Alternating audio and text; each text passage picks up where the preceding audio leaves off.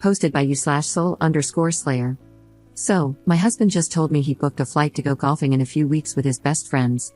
He never once discussed the dates or his plans with me before booking. We have been together almost 21 years, married for 15 next week. My husband just spent 5 days away over Labor Day while I stayed behind with our 13-year-old. He has never done anything like this before. For context, he is incredibly cheap. We have not gone away for even a night in years, even with the kids. I wanted to get Disney tickets this summer, but he said no. No matter what I spend, he always has an issue with it. Every time I go grocery shopping, he almost always complains about how much I spend, even though it is well within the allowance. The last time we went out to eat was November 2023, with a 13-year-old. I've asked so many times to go out to dinner or do something, but we never do. Recently, during an argument, I brought it up again, and he said that he doesn't like going out to eat, so why would he do it? I should consider the time we spend on the weekends cleaning the house and doing yard work as spending time together. I don't work and have no friends or family. I feel this is the final straw. I feel neglected, and he says that's not it. He has an unhealthy relationship with money and is always stressing over it. We don't struggle and live comfortably, but he was laid off years ago, and it took him 9 months to find work. Since then, he has been overly crazy about money. Our oldest is 24, and she says he has caused her so much anxiety about money that she is always worried about running out of it. He stresses about spending $5 to rent a movie. He's bothered that I want to pay for a movie service that costs $8 a month. Money is such a huge issue in our marriage. He always says we are broke. The kids have been around this, and it's so unhealthy for them to worry about finances.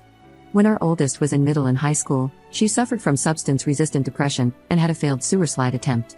Her counselor even then told him to stop talking about money, but he couldn't.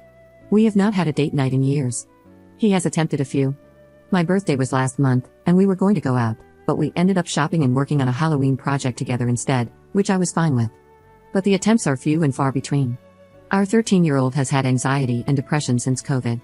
She is incredibly smart but has no drive or ambition, and she misses too much school, never does homework, and lies about her homework, so it's an absolute nightmare dealing with that stress. I never get to get away from it. He typically works 60 hours a week, so most of that burden falls on me. The stress caused me to lose 20 pounds last May just trying to make sure she passed 7th grade. I have voiced my concerns and even wrote him a 13-page letter last spring about how I needed more from him. He even said he wouldn't want his daughters to have a husband like himself in their life and that he would have a real problem with it if our oldest were marrying someone who has done some of the things he has done to me. He is not physically abusive in any way but has said some hurtful things out of spite over the years that he knows were wrong. I feel like I need to show my girls a good example. How can I do that by staying married to him? He has continued to ignore most of my needs for quality time and a chance to check out once in a while. My heart is breaking into a million pieces right now. I just kicked him out, and I'm not sure I made the right decision. Commenter. Do you have any friends you can rely on? Is it possible for you to start working on getting a job so you can move out independently? Ops response. Unfortunately, I no longer work due to a disability. We moved to a different state 20 years ago. I had friends when I was working, but it's hard to maintain friendships when you have a debilitating illness and have to cancel plans. No one wants to hear about how bad you feel. We had many friends in our neighborhood, but we lost a few to cancer, a car accident, and a stroke. Others moved away. We still have a few people in our life, but not on a personal level, if that makes sense. Update 1 month later. My 45F husband, 47M, booked a vacation for himself behind my back after we had discussed the trip and decided to book it anyway, and he told me days after the fact that he had booked it. My husband ended up coming home to help with hurricane prep. He was supposed to only assist and stay that night, but as things got more serious, he stayed because I needed help preparing the house and yard for the storm. We then talked about evacuating and booked a hotel some 3 hours away, but as the storm shifted south, we decided to stay put. He stayed during and after the storm. We ended up doing a lot of talking, but he would not cancel the trip.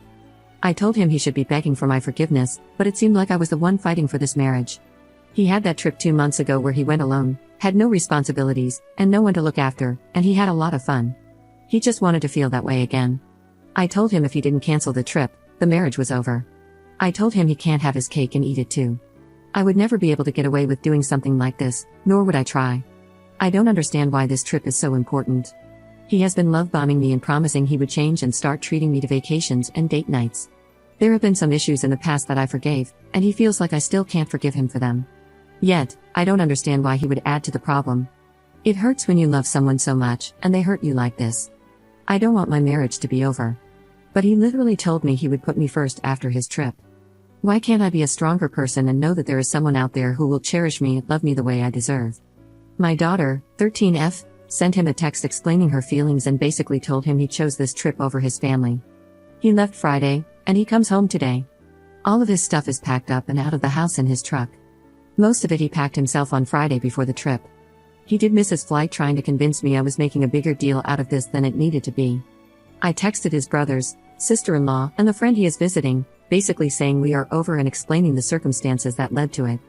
I also explained the history, including how he hardly ever planned date nights and didn't do anything for our 15-year anniversary, which was almost a month ago. He told me no one took his side, and I replied that I had expected that.